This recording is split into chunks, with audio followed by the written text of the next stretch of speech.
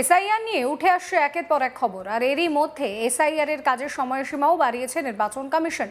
তারপরেই প্রতিক্রিয়া সামনে এসেছে রাজ্যের শাসক দল তৃণমূল কংগ্রেসের তরফে। এবার প্রতিক্রিয়া দিলেন রাজ্যের এক শীর্ষ কংগ্রেস নেতা। তিনি বলছেন যে এসআইআর এর খসড়া তালিকা পিছনোর প্রমাণ করলো যে নির্বাচন কমিশন দ্বিধাগ্রস্ত। ভাবছেন তো এই মন্তব্য কে করেছেন? এই মন্তব্য করেছেন অধীর রঞ্জন চৌধুরী। সদ্য বিয়ে করেছেন বিজেপি নেতা কৌস্তব বাগচি। কৌস্তবের ব্যারাকপুরের বাড়িতে নবদম্পতিকে আশীর্বাদ করতে এসে সংবাদ মাধ্যমের মুখোমুখি হয়ে এই মন্তব্যই করেছেন তিনি। শোনাবো আপনাদের কি বলছেন অধীর চৌধুরী। কিছু বলার না, নির্বাচন কমিশনের দ্বিধাগ্রস্ত সেটাই প্রমাণ হচ্ছে। আর নির্বাচন কমিশন রাজ্যের সঙ্গে আলোচনা করে তাদের ডেট সূচি তৈরি করেছিল কিনা সেটা নির্বাচন কমিশন বলতে হবে, রাজ্য বলতে পারবে। পরিকল্পনার অভাব ছিল কিংবা উদ্ভূত পরিস্থিতির জন্য করেছে সেটা নির্বাচন কমিশনের বক্তব্য। আমার তো মনে হয় আরো ভালো করে আরো সময় দিয়ে ধীরে সুস্থে করলে বেশি ভালো হয়, কারণ মানুষকে অকারণে অশান্তি ঝঞ্ঝাটের মধ্যে না পেলে যেটা সহজ সরল হয় সে কাজটা করে তো ভালো। তাই জন্য নির্বাচন কমিশনের বিরুদ্ধে আমাদের অভিযোগই প্রথম থেকে বলেছি, ইল টাইম অ্যাক্ট, পরিকল্পনার অভাব, ল্যাক অফ প্রিপারেশন, সব মিলিয়ে আমরা তো প্রথম দিন থেকে অভিযোগ করছি। আমাদের যে অভিযোগগুলো সেইগুলোই প্রতিফলিত হচ্ছে। আবার রাজ্য তাদের সঙ্গে আলোচনা করে নির্বাচন কমিশন সব ডেট ঠিক করেছে বলে আমার ধারণা। তখন তো রাজ্য হ্যাঁ বলেছিল, এখন রাজ্য না বলছে। কে কি করছে বিজেপির জানে, মানে নির্বাচন কমিশন জানে আর রাজ্য জানে। সামনের বছরই নির্বাচন রয়েছে, বিধানসভা নির্বাচন, সেক্ষেত্রে কি কতটা এটা এমন কিছু ব্যাপার না যে দুদিন আগে দুদিন পরে করলে কি আকাশ পাতাল তো আলাদা হয়ে যাবে না, যেমন আছে তেমনই থাকবে। কিন্তু বারবার করে হেভেন তো স্বর্গ তো ভেঙে পড়বে না মাথার উপর দুদিন আগে দুদিন পরে। অধীর চৌধুরী আরো জানান, বিজেপি নেতা কৌস্তব বাগচির বিয়েতে নিমন্ত্রণ থাকলেও সেই দিন অন্য কাজে তিনি ব্যস্ত ছিলেন, তাই অনুষ্ঠানে আসতে পারেনি। সেই কারণেই ব্যারাকপুর ব্যাংক পার্কের বাড়িতে সস্ত্রে গিয়ে নবদম্পতিকে আশীর্বাদ করলেন তিনি। সংবাদ মাধ্যমের মুখোমুখি হয়ে অধীর চৌধুরী এবং কৌস্তব বাগচি উভয়েই জানান যে সম্পূর্ণ ব্যক্তিগত স্তরে এই সৌজন্য সাক্ষাতের সঙ্গে রাজনীতির কোনো যুক্তি নেই, বা অর্থাৎ এখানে রাজনীতি কোনোভাবেই কিন্তু যুক্ত নয়। কি বলছেন অধীর রঞ্জন চৌধুরী, শোনাবো। সাক্ষাৎ না, কৌস্তবের বিয়ে হয়েছে, বারবার করে আমাকে তার বিয়েতে আসতে বলেছিল, তো আমার আসা হয়নি বিয়ের দিন। আমি কলকাতা এসেছিলাম, আজকে আমি গেছিলাম ওই আর একটা পরিবারের সঙ্গে দেখা করতে, আরজিকর কাণ্ডের সেই মৃত পরিবারের সঙ্গে। তা ভাবলাম কৌস্তবের সঙ্গে দেখা করে, কৌস্তব তো আমাদের পুরনো চেনা জানা, আমাদের পার্টির মুখপাত্র ছিল, আমি স্নেহ করি, আমাদের পার্টির নেতাও ছিল। এটা সামাজিক একটা সম্পর্কের ভিত্তিতে এখানে এসেছি। এখানে এসেছি বিজেপি নেতার কাছে নয়, এখানে এসেছি কৌস্তব বাগচির বিয়েতে।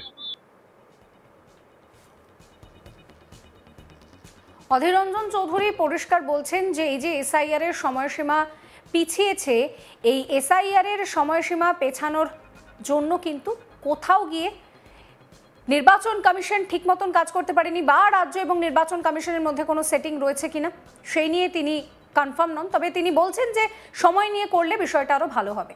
কৌস্তব বাগচি কি বলছেন শোনাবো। বিয়ের অনুষ্ঠানে অনেকে নিমন্ত্রিত ছিল যার সাথে আমাদের কোনো রাজনৈতিক ভাবে কোনো যোগাযোগ নেই, কিন্তু সামাজিক ভাবে আছে। আমার বিয়েতে সিপিআইএম এর মোহাম্মদ সেলিমও ইনভাইটেড ছিলেন, বিকাশবাবু ইনভাইটেড ছিলেন। অধীরবাবুর সাথে আমি দীর্ঘদিন এই কংগ্রেস দলটা করেছি, তো সেই ক্ষেত্রে অধীরবাবুর সাথে আমার ব্যক্তিগতভাবে, আমি এত দল ছাড়তে পারি, ব্যক্তিগতভাবে অধীরবাবুর সাথে আমার চিরকালই ভালো সম্পর্ক। উনি আমাকে অত্যন্ত স্নেহ করেন, উনি ওনার স্ত্রী সবাই আমাকে অত্যন্ত স্নেহ করেন, এবং উনি আমাকে বলেছিলেন যে আমি আসব। তো উনি আসতে পারেননি, গতকালকেই আমাকে ফোন করেছিলেন এবং খুব স্নেহসুলভ ভাবে বলেছিলেন, কৌস্তব আমি বাড়িতে যাব, তোমাকে এবং তোমার স্ত্রীকে আশীর্বাদ করে আসবো। প্রীতিকে আমাকে অধীরদা আজ থেকে নয় দীর্ঘদিন ধরে ছিল। ঝালদার মামলাটা সেই সময়তে এবং ইলেকশন কমিশনের পঞ্চায়েত নির্বাচন নিয়ে শুরু করে সেই সময় যখন ইলেকশন কমিশনের সুপ্রিম কোর্টের মামলা হয়েছিল, তখন আমি প্রীতি আমরা সবাই সেই সময় দিল্লিতে মামলায় ছিলাম পার্টির তরফে। সেই সময় তখন থেকেই প্রীতিকে খুব ভালো করেছেন। অজিতা বলছিল যে প্রীতিকে তো চিনি, কিন্তু বিয়ের পরে প্রীতিশকে দেখা হয়নি, সে আশীর্বাদ করতে নিশ্চয়ই আসবে। তো এটা আমার পরম পাওয়া। এটার সাথে কোনো রাজনীতি খোঁজার কোনো দরকার নেই, কারণ আমার যে রাজনৈতিক অবস্থান বর্তমানে সেটা সবাই পশ্চিমবঙ্গের মানুষ জানেন। আমার দৃঢ়তা পশ্চিমবঙ্গের মানুষ জানেন যে 2023 সালের মার্চ মাসের পর থেকে আমি এখন অব্দি আমার মাথায় চুল গজাইনি। এই দুদিন কাজের জন্য হয়তো মাথায় একটু একটু গড়িয়ে যায়, একটু পরে আবার সেটা কেটে ফেলবো। তো তো সেই জায়গায় ওইটা নিয়ে অদিতদার সাথে এতক্ষণ হাসি মজা হচ্ছিল যে এটা কিন্তু যখন উৎপত্তি এটা কিন্তু আমাদের সাথে থেকে এলো। হ্যাঁ দাদা নিশ্চয়ই, কিন্তু দৃঢ়তাটা সেটা আমার বরাবরই ছিল, আছে। তা আমি আবারও বলছি, অদিতদার সাথে আমার কোনো রকম এখানে কোনো রাজনৈতিক আলাপচারিতার কোনো ব্যাপারই না। সম্পূর্ণ একটা ঘরোয়া পরিবেশে অদিতদা বলেছিলেন আসবো, মোদি এসছেন, অদিতদা এসছেন, এটা আমার অত্যন্ত একটা পরম পাওয়া। এসে ওনারা আশীর্বাদ করেছেন। দেখুন, পশ্চিমবঙ্গের রাজনীতির পরিমণ্ডলীতে এই সৌজন্যের বাতাবরণটা এটা আজকের দিনে নেই। এটা আমার বলতে কোনো দ্বিধা নেই। তৃণমূলের দু একজনের সাথেও আমার ব্যক্তিগতভাবে খুব ভালো সম্পর্ক।